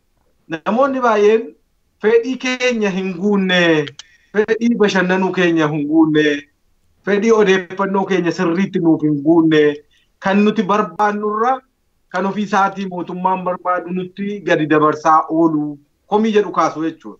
Kun fedhii guutuuf hojjechuu dadhabuun gahee miidiyaan sun taphate xiqqeessinee akka laallu nun taasisu jechuudha. Fedhiin yeroo hundumaayyuu jiraachuu danda'a. Babal'achaa deemasi. Inni kun dhawataan deebi'uu kan danda'u ta'ee haa ta'uti garuu miidiyaan kun gahee hin taphanne jedhee namni kaasu yookaan miidiyaan kun ololuma duwwaadhaa dabarsaa ture. Ololuma mootummaan propagaandaa mootummaan barbaadu qofa dabarsaa ture jedhee namni dubbatu dhugaa beekuu yookaan hubachuu hanqata jechuudha. Of course propagaandaa yookaan olola adda addaa dabarsaa ture miidiyaan sun kan mootummaa miti kan uummataa miti kallattiidhaan mootummaatu bulchaa miidiyaa uummataa maqaa jedhuun kan hundaa'e miti. Kanaaf qabsoodhuma sana keessatti wanni inni hojjete garuu waan salphaa miti jedheen kaasaa jechuudha. Gahee guddaa taphateera. Inni lammaffaan uummanni Oromoo akka of baru kan taasise hojii siyaasaa hojjetamerraa sadarkaa adda addaatti walgahii taa'amaa ture miti. Dabballee aanaadhaa ka'ee gandarraa ka'ee hamma naannootti wal ijaare sana miti. Uummanni Oromoo ofiin akka afaansaa guddifatu, uummanni Oromoo akka wal baru, waa'ee isaa akka qorataa deemu miidiyaan kun gahee guddaa taphateera jechuudha. Akka inni of baru godhe jalqaba kaaseeraan uummanni Oromoo sadarkaa irra gahetti akka of baru kan godhe tokko miidiyaa. Kabiraan uummanni Oromoo biyya isaa bare biyya Itoophiyaa jedhamtu kana keessatti ani eenyu gaheen koo maali? Har'a Oromoo tokkoon yoo gaafatte waa'ee siyaasa Itoophiyaa sirriitti maal akka barbaaduuf maal akka hin barbaanne sitti himaa jechuudha. Eessaa fide kana? Miidiyaa irraa hubataa jira. Miidiyaa kana beeksisaa jira. Miidiyoonni kaanillee itti dabalataan jechuudha. Kanaaf gaheen inni uummanni Oromoo siyaas dinagdeesi hawaasummaa isaatiin akka of baru gochuuf gaheen inni taphate salphaa miti. Biyya sana akka inni hubatu sirna biyya sana akka inni hubatuuf gaheen inni taphate salphaa miti jechuudha. Inni kan biraan addunyaa bareen uummanni Oromoo miidiyaa isaa sana keessatti oduu addunyaa eebbisaan boodatti dabaluu danda'a. Ispoortii sadarkaa addunyaa kamirratti iyyuu gaggeeffamu uummata Oromoo qofa miti warri afaan Oromoo hin beekne illee dhaabbata reediyoo fi TV Oromiyaa yookaan OBN irraa daawwatu turan. Diraamaa jechuun afaan Oromootiin diraamaa hojjetame Tigraay ta'anii, Gondar ta'anii, naannoo kibbaa keessa ta'anii namoonni ilaalanii maal ta'a miidiyaan keenyatu akkasitti nu hojjete yeroo itti jedhantu ture jechuudha. Afaanicha dhageenyu garuu waan isin hojjettan kun nutti tolaa jedhu jechuudha. Daawwattootiif dhaggeeffattoonni jechuudha. Sagantaa immoo guyyaa guyyaatti uummata fayyadutu jira. Fakkeenyaaf amma sagantaa Hello Doctor jedhamu tokko jira. Foormaatiin kun addunyaa hedduu keessa jira. Namoonni mana isaanii ta'anii waa'ee dhibee adda addaa waan itti dhaga'amu kallattiidhaan qilleensa irratti jechuudha. Ogeessa wal'aansaa wajjin yeroo itti mari'atantu jira. Amma gadi buustee sadarkaa foormaatii sagantaa tokkotti yoo ilaalte faayidaa guddaa uummata barsiisaa jira jechuudha. Waa'ee jiruuf jireenya isaa uummata barsiisaa jira jechuudha. Waa'ee addunyaan keessa jirtu uummata kana barsiisaa jira jechuudha. Naannoo biraa maal keessa akka jiru uummata kana barsiisaa jira jechuudha. Odeeffannoo kennaafii jira jechuudha. Waliigalatti miidiyaan kun uummata kana hin soneesse yookaan sadarkaa inni barbaadu irratti yoo ta'uu baatellee odeeffannoo, beekumsa, ogummaa, hubannoo adda addaa gabbiseef malee hin xiqqeesse miti. An akkasitti hubadhu akkasitti hin xiinxalu jechuudha. Kana keessa garuu hanqinni hin jiruudha kan kaasuu danda'e. Hanqinni hin jiru. Miidiyaan kun hamma hojjechuu malee hojjetee, hamma hojjechuu malee hojjetee waan irraa eegamu dhiyeesseeraayi. Isa kanarratti akkuma uummanni garaa hanqatu anis garaan hanqata akka ogeessa tokkotti jechuudha. Waan hojjechuu malu hundumaan hojjenne. Baay'ee addunyaa kanarratti miidiyaan waan lamadha hojiinsaa ga'eensaa. Inni tokko waan daawwataaf dhaggeeffataan fedhu kennuufi isa tamsaasu waan daawwataan dhaggeeffataan fedhu jechuudha. Inni lammaffaa immoo waan qaamni miidiyaa sana kan kooti jedhee bulchu barbaadu jechuudha. Inni kun fakkeenyaaf OBN'dhaaf waan mootummaan barbaadu jechuudha. Miidiyaawwan dhuunfaa magaalaa Finfinnee magaalota adda addaa keessa jiraniif immoo waan hundeessaan yookaan abbaan qabeenyaa miidiyaa sanaa barbaadu jechuudha. Inni kun baay'ee wantoota sirriitti xiinxalamuu qabanidha. Kanaaf nuti kan hojjechaa turre waan uummati barbaadus waan mootummaan barbaadus hamma danda'ametti wal madaalchisuu maal jechuu keessattuu hin galin lafa qaawwaan jiru hundumatti hamma danda'ametti qilleensa irra oolaa ture jechuudha. Garuu gara caalaa waan mootummaan barbaadu waan sadarkaa mootummaatti barbaadamutu qilleensa irra oolaa ture dhugaadha kun. Isa kana dinaayee gochuun nu barbaachisu. Har'ayyuu kun ta'uu danda'a. Miidiyaalee addunyaa kan biraa keessattis kanumatu calaqqisa. Waan lama jedhee tokko maallaqaan yookaan abbaan qabeenyaa miidiyaa bulchu qabiyyeesaa keessa galee kanan dabarsinaa kana dabarsaa kun hin fayyadu kun hin fayyadaa jedhee waan miidiyaan sun akka dabarsu barbaadu dabarsa. Addunyaa kamuu keessa kun har'ayyuu mul'ataa jira jechuudha. Gama kaaniin immoo miidiyaa sana keessa ogeeyyiin jiran waan uummati barbaadu uummataan gahuu qabnaa jedhanii falmu. Teeshiniin kun yookaan yeroo hundumaa miidiyaa keessatti wal falmiin akkasiinuma jiraataa jechuudha. Kanaaf dhaabbata reediyoo TV Oromiyaa keessas ture OBN har'aa keessas waan mootummaan fedhu gahuu dabarsuu kan jedhu akkuma jirutti ta'ee waan mootummaanis uummati fedhus dabarsuu inni kunis jira. Darbeet immoo waan uummati qofti fedhu dabarsuu warra jedhanis immoo jiru. Waan uummati qofti fedhu yoo dabarsine sirba duwwaa, ispoortii duwwaa yookaan diraamaa duwwaa agarsiisaa oollaa jechuudha. Uummanni kun beekuu qaba, hubachuu qaba, ogummaa argachuu qaba. Hojjenne sanarra darbinee yaaduu danda'uu qabna jechuudha. Waan ilaalee hubatee irraa baratee itti fayyadamu dhiyeessuufii qabna jechuudha. Qophiilee foormaatii akkasii qaban babal'isuu qabna jechuudha. Amma namoonni miidiyaa kana komatan garri caalaan qilleensa irratti kanan argu jechuudha. Yookaan feesbuukii, sooshaal miidiyaa irratti warri barreessan kanan argu fedhiidhumarraa ka'aniiti. Fedhii miidiyaa sanarraa qaban irraa ka'aniiti malee jibba natti hin fakkaatan. Fedhii sana guutuuf hojjechuun immoo barbaachisaa ta'a. Miidiyaan kun homaan hojjenne jennee ija qabannee immoo haaluunis immoo dogoggora guddaa keessa nu galchaa jechuudha. Eebbisa gara keettan dhufa akkuma qajeelaan kaase miidiyaan bilisaa wanti jedhu hin jiru. Miidiyaan waan hundaa'eef qabaa, karoora hundaa'eef qabaa.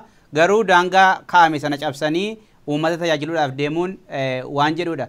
Waa'ee ispoortii qajeelaan kaasee jira itti dabalta kan siin jedhe tokko hojii akkamii hojjete ati akkamitti ilaalta yeroo biyya alaa kana turtes erga dhiistee baates yeroo achi turte irraa kaatee jijjiirama akkamii keessa jira amma immoo afaanota garaagaraa banee gaanfa Afrikaa keessatti eenyummaa Oromoo saba kan biraatti himuudhaaf yeroon itti kaayyeeffatee jira waa lamatu jira tokkoffaa seenaa ofii dhaloota taanutti himuudha seenaa afaan aadaa jechuudha kabraa immoo sabi kan biraan sochii Oromoo kana yookaan immoo qabsoon Oromoo kun maal akka ta'e afaan inni beekuun itti himuun kaayyoo kan biraadha waan ta'eef OBN sadarkaa sanatti guddachaa jira waan ta'eef isa kan akkamitti ilaalta. Dhugaa dubbachuudhaaf OBN bu'aan inni uummata Oromootiif buuse kana jennee waan tilmaamnu miti. Qajeelaa waan baay'ee kaasee irraatis waan baay'ee kaasee ta'a. Uummannis ni beeka. Kun waan ifadha.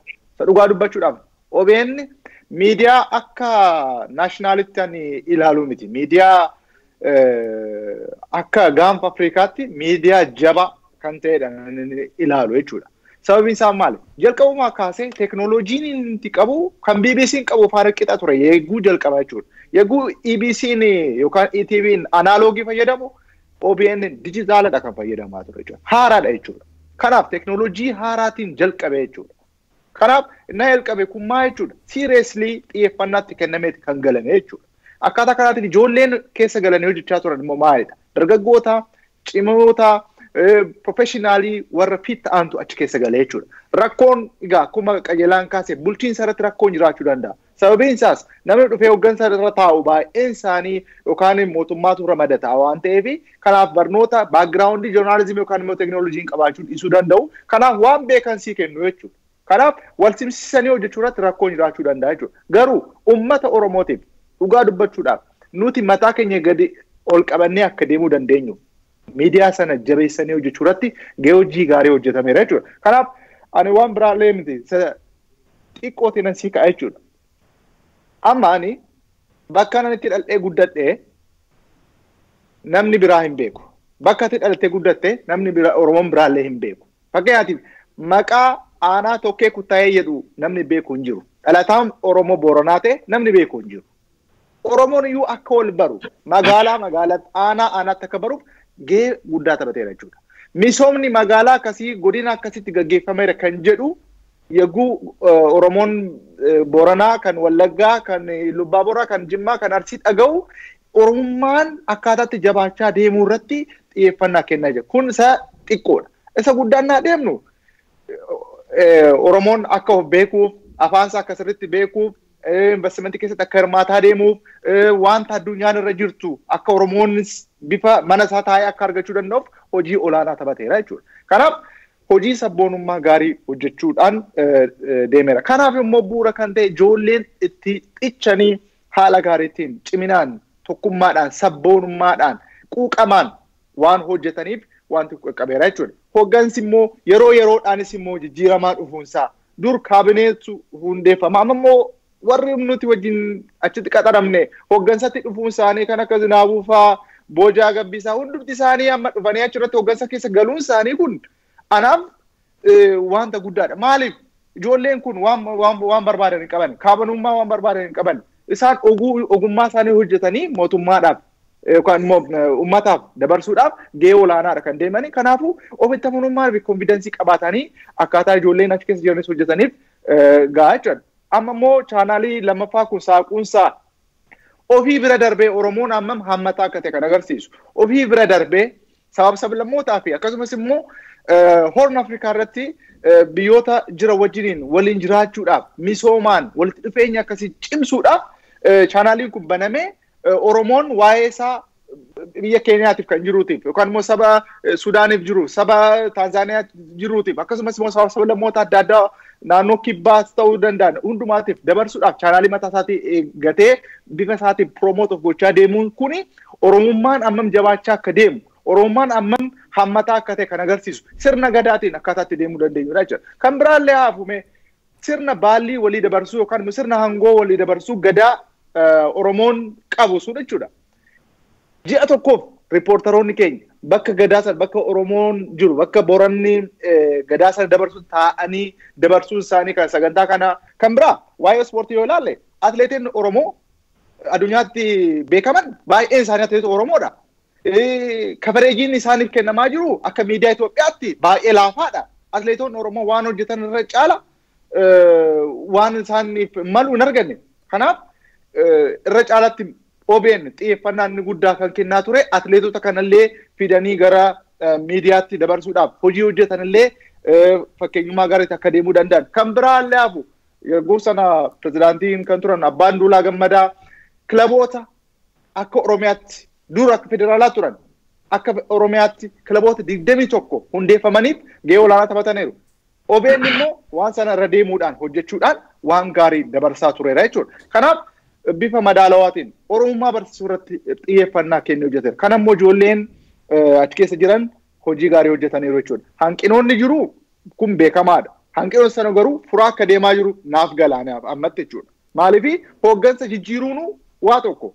Hooggansi dur jiru achiisitti dhufa. Sin beeku. Waa'ee miidiyaa hin beeku. Dhufeetuma waan mootummaan sitti kenne like one side reporting yookaan waan public relation hojjeta wayii natti fakkaata. Beektaa dhufanii jechuudha. Kanaaf gahee olaanaa taphateera OBN jechuun nan danda'a. Egaa hanqinoonni jira. Immoo dhawaataan ibsaa deemna. Ammaaf kan hin qabu kanuma Alex. Bisaan waan baay'ee kaaseera qajeela. Dhimma hooggansa amma ijoollee yookaan immoo hooggansa manajimentii amma gara aangootti dhufan kana akkam akka turan kaaseera. Ijoollee yeroo sana yookaan immoo gaazexeessonni yeroo sana qabsoora turan amma gara hojiitti dhufuun isaanii gara hooggansaatti dhufuun isaanii jijjiirama akkamii fida jetta? Waligala afaan Oromoo akka afaan miidiyaa ta'u kan godhe miidiyaa Oromooti, miidiyaa Oromiyaati. Miidiyaa Oromiyaa keessatti immoo dhaabbanni kun OBN jechuudha shoora guddaa qaba. Baay'ee gaafa OBN dhaabbata reediyoo fi TV Oromiyaa gaafa jennu bu'uurri isaa kanuma durii kan EBC keessa ture gaafa qophii afaan Oromoo achirraa ka'a. Sambooda Saatabaa'oo, Asii Dharatabaa'oo ittaanee OBN jechuudha. Jeerri guddinuma isaanii keessa ofii isaaniitii jijjiiramaa miidiyaaleen kun jechuudha. Jijjiiramaa miidiyaan kun amma har'a ga'etti jijjiiramaaf hojjenna dhaamsa jedhu qabu ture dhaabbanni reediyoo fi TV Oromiyaa jechuudha. Maal jechuudha kuni miidiyaa ga'umsa qabu waan hundumaa oodeensiin yookaan daawwataaf dhaggeeffataan hordofu yookaan fedhu nan kennaaf jedhee ka'e miti. Ofii isaatii ganaa hundeeffamaa jira. So hanqina hedduu qabaachuu malee jechuudha adeemsa keessa. Haa ta'uutii garuu afaan Oromoo afaan miidiyaa kan godhe miidiyaa kanaa jedhee dubbachuu nan danda'a. Qorannoo geggeessuun hin danda'ama. Anneen qorannu arkaayivii miliyoonaan sa'aatii miliyoonaan lakkaa'amutu mana sana keessa jira. Jalqabarraa kaanee hammarraatti waan jiru yoo qoranne really scientifically afaan miidiyaa akkamitti jijjiiramaa fooyya'aa sadarkaa har'aarra akka ga'e hubannaa jechuudha. Qorachuun akka jirutti ta'ee garuu afaan Oromoo iyyuu afaan miidiyaa taasiseera. Aadaa Oromoo sadarkaa Itoophiyaatti aadaa Oromoo beeksisuu dhiisee addunyaatti beeksise miidiyaan. Maal inni waan tokko daganna yeroo baay'ee dhiifa manaa godhaati ilaalcha koo qofaa ta'u kan nama biraas ta'u hin beeku garuu uummanni Oromoo biyya Itoophiyaa jedhamtu kana keessa teessuma lafaatiin lafa bal'aa hammana ga'urra qubatee jira. Achiin Sudaan keessa jira, Keeniyaa keessa amma Bombaasaatti jira, Somaalee keessa jira, biyyoota adda addaa ollaa kana keessa jiran Yugandaallee dabalatee Taanzaaniyaa biyyoota akka giddugaleessa Afrikaa keessallee jira jechuudha uummati kun.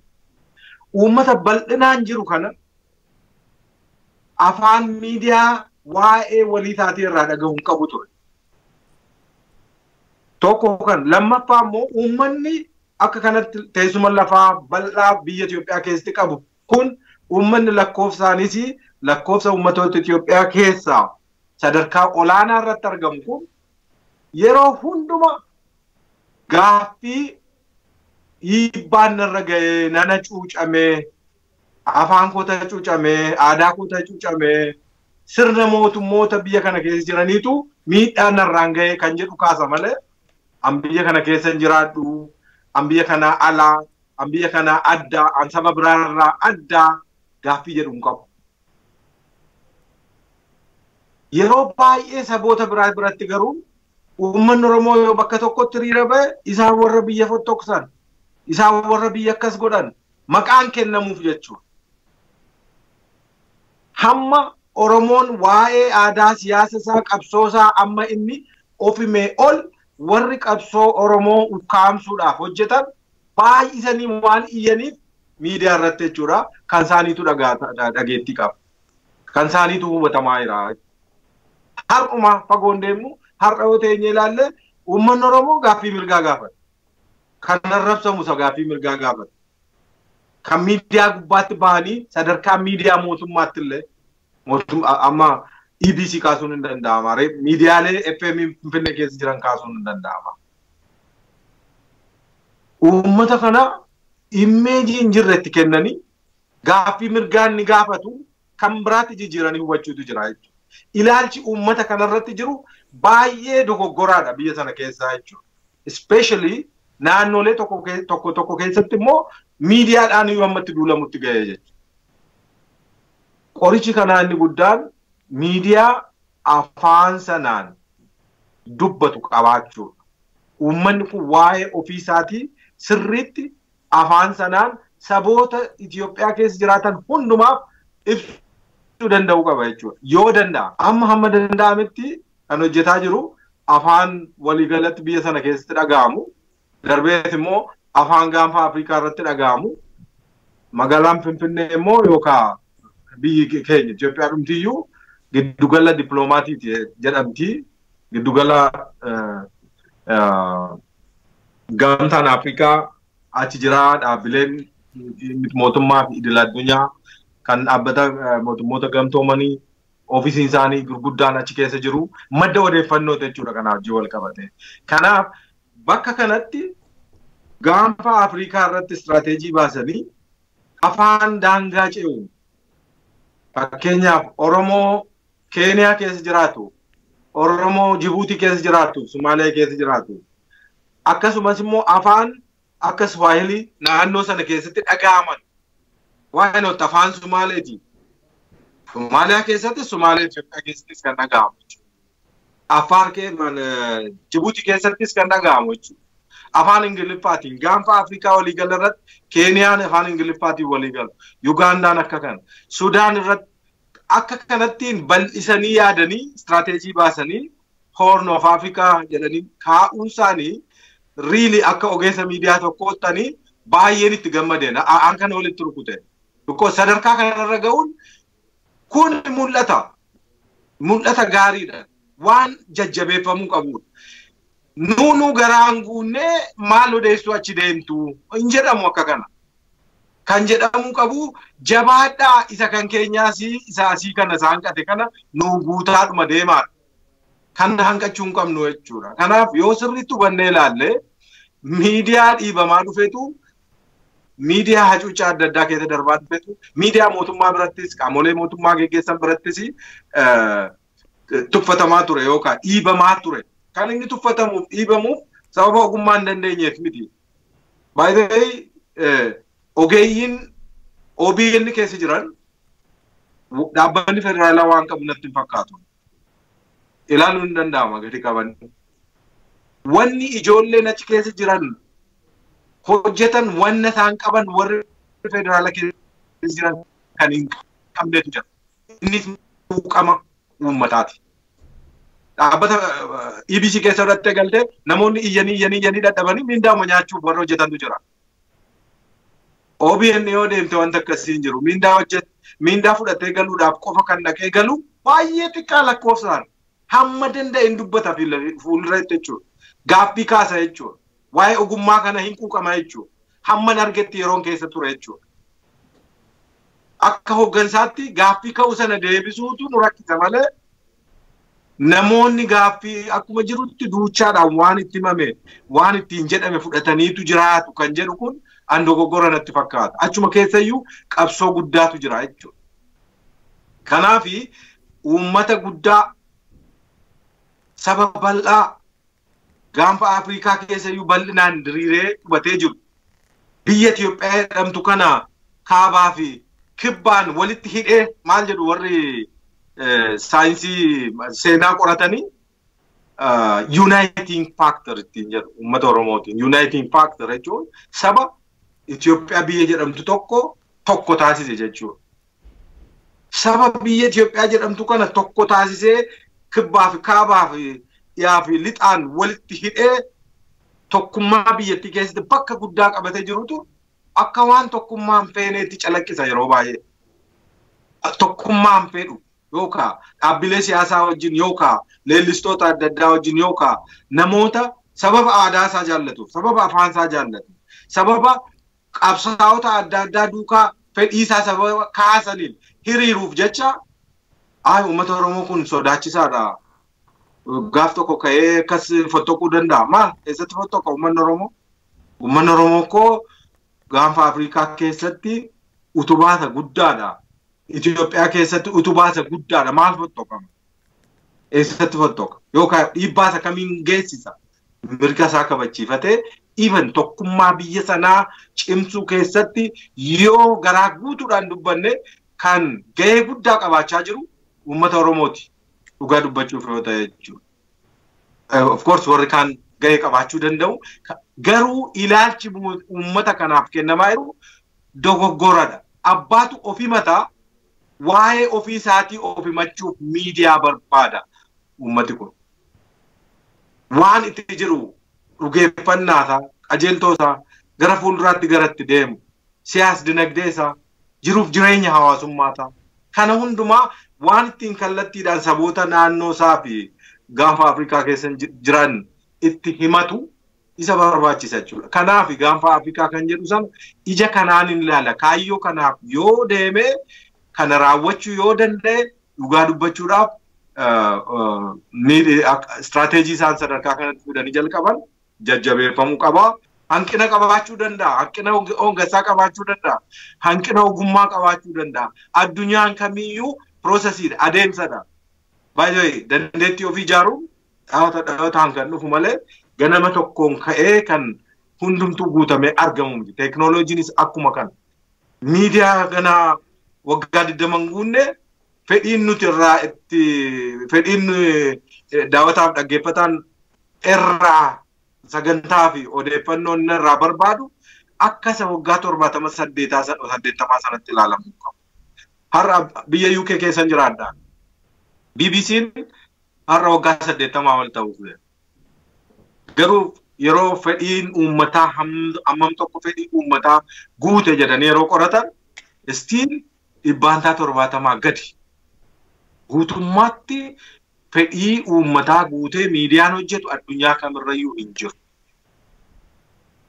Kan Oromoo immoo qabsoo keessa darbee qabsoodhaan bilchaachaa deemaa jira, guddachaa deemaa jira. Sadarkaa amma irra gaheetti hammumanni ga'uutti irraa haa eegnu. Hamma dandeenyu immoo haa deggaruudha. Kan hin jedhu deggaruudha iyyuu qabna. Yeroo hundumaa kanan jedhu waan qabnu waan dandeenyu deggaruudha qabna malee tuffachuu miidiyaa boqqolloo miidiyaa maali jennee maqaatti baasu waan tokkoon sii kaasa. Asumattan dubbadda yoo keessaan kutiin ishee kanalaa waa'ee miidiyaa boqqolloo jedhu kan. Bar tokko bara pirezidaantiin duraanii obbo Alamaayyoo Atoomsaa pirezidaantii Oromiyaa turanii walga'iin waaman waa'ee karoora mootummaa miidiyaa hooggantoota miidiyaatti beeksisuuf jechuudha. Anis hooggansa keessan jira walga'ii sana irratti hirmaanne. Yaada tokkotu ka'e yaadi sun maal inni bajeta gahaa hin qabnu, konkolaataa hin qabnu, kaameeraa hin qabnu, garuu fedhii guddaa qabna hojjechuudhaaf kan jedhutu ka'e. Maal jedhan obbo Alamaayyoo Atoomsaa amma piroojeektii qopheessaati bajeta isin barbaachisu hundumaa dhiyeessaa. Bajeta isin barbaachisu isiniif kennama. Isaa as garuu jijjiirama fiduudhaaf dandeettii keessan hatattamaan cibsaa. Leenjiidhaaf bajeta gaafadhaatti dabalaati.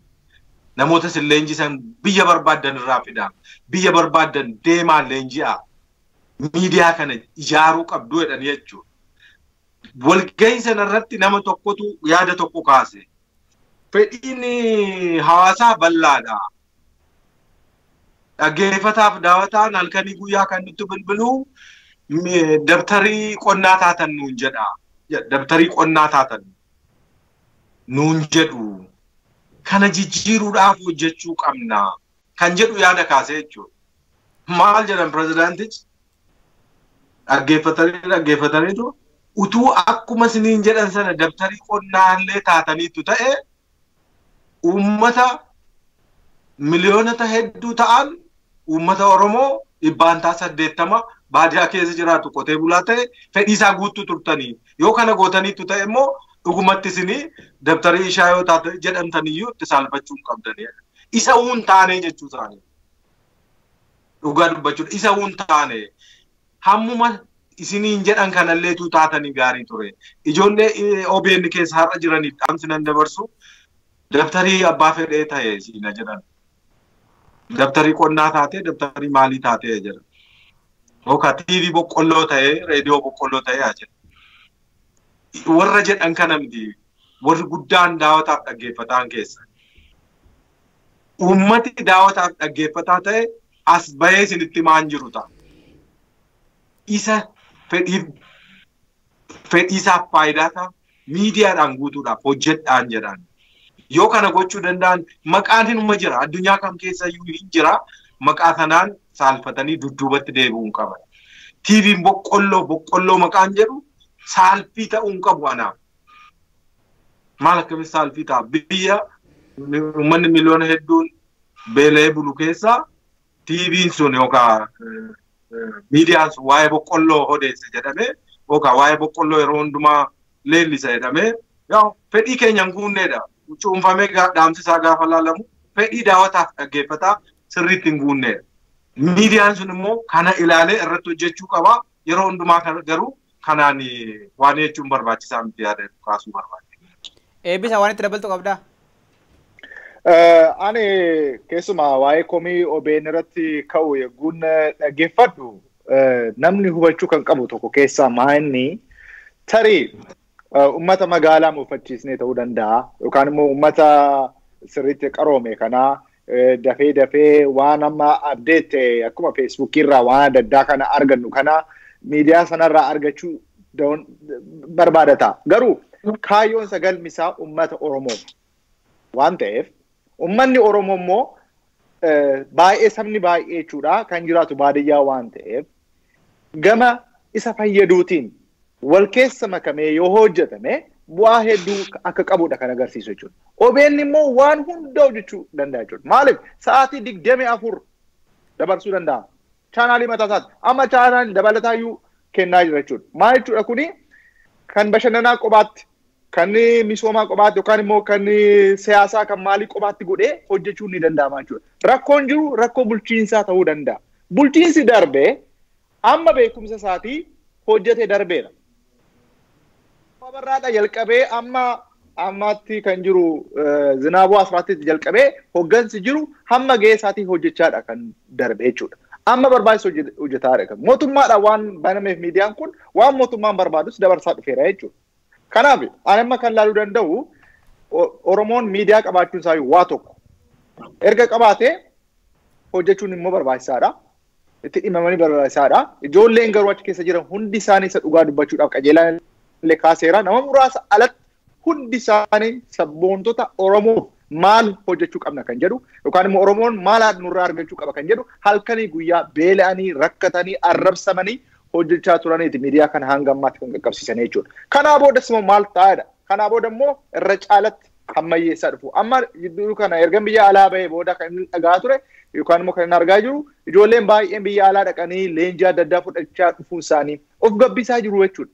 Sigalee jijjiirama argamsiisaa jiru jechuudha. Erguma jijjiiramni tiim lamaan dhufe boodallee jijjiirama baay'ee argaadha kan jiru jechuudha. Kana duras ijoolleen qabsaa turte ammas immoo qabsoo guddaa keessa jiru jechuudha. Kanaaf ijoollee kana leenjisuudhaan barnoota adda addaa kennuudhaan waan hundumaa ammayyeessaa deemuun ni danda'ama jechuudha. Kanadhas immoo gochaa kan jalqabii gaariirra jiru jedhee tayyaadha. Gara fuulduraattis immoo kana irratti cimsanii ijoolleota qaxaramanis ta'e ijoollee haaraa jiranis ijoollee kanaan dura jiranis shaakala adda addaa kennuudhaan yookaan immoo leenjii garaagaraa kennuudhaafin biyyoota adda addaa akkuma kanaan dura ergaa turanitti erganii ammas sirriitti leenjisanii miidiyaa sana hammayyeessuun barbaachisaa akka ta'edha kan ilaalaa jiru. Miidiyaan kun akkaataa kanaatiin yoo itti fufe isa dhugaa dubbachuudhaaf miidiyoota biyya sana jiran keessatti otoo hin ta'in miidiyaa akka addunyaattis dorgomaa akka ta'uu danda'u shakkiin qabu. Sababni isaa maal? Oromoon uumamaan hammachuu waan danda'u. Oromoon uumamaan gargaaruu waan danda'u. Kaayyoo kana jiddu galeeffatee waan deemuuf miidiyaan kun galma isaa ni gahaa jedheetan amana waan ta'eef sirriitti hojii profession hojjechuudhaaf ijoolleen kun tattaafachuu akka qabanidha. Gama biraatiin immoo miidiyaaleen amma Ameerikaatti siin hojjechaa jirtan kanas jabeessuun biyyoota adda addaattis saaquun Oromoo addunyaa garaarra jiru yookaan immoo addunyaan waa'ee Oromoo sirriitti akka beekuuf hojjechuun barbaachisaa akka ta'e nan amana. Kanas immoo akka galma ga'anis nan shakkiin qabu jechuudha. Qajeela dhumarratti kana gochuu qabu wanti jettu jira. Fakkeenyaaf OBN International Ameerikaa kaabaatti banamee jira. Kun qaama guddina miidiyaa kanaati. Maaliif biyya alaa kana keessatti hawaasa guddaa jira keessumatti Minnesota keessa uummanni keenya hedduu jira Oromiyaa xiqqoo jedhamti miidiyaa barbaachisaaf iddoo biraattis hin barbaachisa sadarkaa federaalaatti iyyuu miidiyaan bakkeetti bahee biyya alaatti bahee hundaa hin jiru. OBN garuu kutannoo barbaachisa waan akkasii hojjechuudhaa fi kutannoon sun immoo waliigaltee manaajimentii barbaada. Hojii akkasiisan hojjetanii hawaasa keenya biyya alaa jirus aadaa inni keessa jiru ijoolleen isaa akkamittiin akka guddattu afaan aadaa isaa kan biyyaa immoo biyya keessatti maaltu ta'aa jira misooma isa ta'uu biyya keessatti haalli jireenyaa hawaasaa kan jiru kun wal jijjiirraa aadaaf seenaa Oromoo iddoo garaagaraa jiru irratti maal gochuu qabu jetta gara fuulduraatti. Uummata Oromoo miliyoona hedduutu biyya adda addaa keessa jiraata. Uummati kun hammamuu eessa'uu haa jiraatu hin beekna sadan keenya walitti himuu dandeenya. Atis eebbisaanis jechuudha. Hammamuu biyya ormaa keessa haa jiraannu kan nuti yeroo hundumaa yaadnu waa'ee biyya keenyaa, waa'ee naannoo keenyaa, waa'ee achi deebinee maala goonuu akkamiin naannoo keenya kana hadeggarru amma yeroo amma dubbataa jiru kanatti vaayirasiin koronaa nama baay'ee fixaa yeroo jiru kanatti kan keenya ollaa keenya ala keenya lafa arginutti namni kumootaan utuu du'anii maaloo namni keenya akkam ta'a jennas teenye maatiin keenya akkam ta'a maal ta'utti jiru ennee yaannaa jechuudha maal gochuufii dandeenya akkamitti birmannu jennaa jechuudha. Kun baay'ee eenyummaa keenya eenyummaa identity jechuudha. Eenyummaa keenya of duuba deebinee isaan jiraachaa jirra biyya ormaa keessa qaama keenyatu jira malee achi keessa jirra nuti. Waan hojjennu keessa hundumaatti yaadi keenya yaada qalbiin keenya hundumtuu waa'ee biyya keenyaati. Kanaaf yoo miidiyaa saaqnu televezyiinii ilaallu achi keessatti of hin agarru. Biyya keessa jirtan keessatti miidiyaa hubantan aadaa keessan miti kan jiru. Afaan kan biraadha. Aadaa kan biraadha. Akka maayinoritiitti ilaalamtu biyya sana keessatti jechuudha. Akkuma Oromoon wal bare diasporaan Oromoos wal baruu danda'uu qabu. Amma kan wal baraa jiru siyaasaani baay'ee. Maal siyaasa malee jireenya hin qabnu nuti. Ani gaaffii guddaa natti ta'a. Uummanni Oromoo siyaasa malee jireenya kan biraan qabu. Kana wal qixa deemsisuu danda'uu qabna. Siyaasa keenya akkuma leennisnu jiruuf jireenya keenyas immoo oofuu qabna jechuudha. Addunyaan kana keessa jira. Nuti immoo siyaasatti jiruuf jireenya keenya hundumaa dhiban bultiin keenya tun hafin jechuudha. Siyaasatti kennineetu siyaasa keessa jiraachaa jirra. Akkas ta'uu hin qabu. Akkasittis hubatamuu hin qabu jechuudha. Kanaaf gaheen miidiyaa uummanni Oromoo jiruuf haasaansaa, sirbisaa, faarsaansaa, weedduunsaa siyaasa qofaan maaf ta'a kun kan biraa qabaachuu qabna jechuudha. Akkaataatti yaadnu ilaalcha keenya akkaataatti sheep goonu inni sun kan siyaasa akka jirutti ta'e kan jiruuf jireenya keenyaa qabaachuu qabna. Miidiyaan asirratti waan guddaa hojjechuu danda'u qaba. Xiqqoo ishee miidiyaa keenya siyaasarraa xiqqoo baasuu qabna jechuudha. Inni siyaasa keessa galee hojjechuu barbaadu haa taa'uchuma hojjetu. Isa sinniisnu.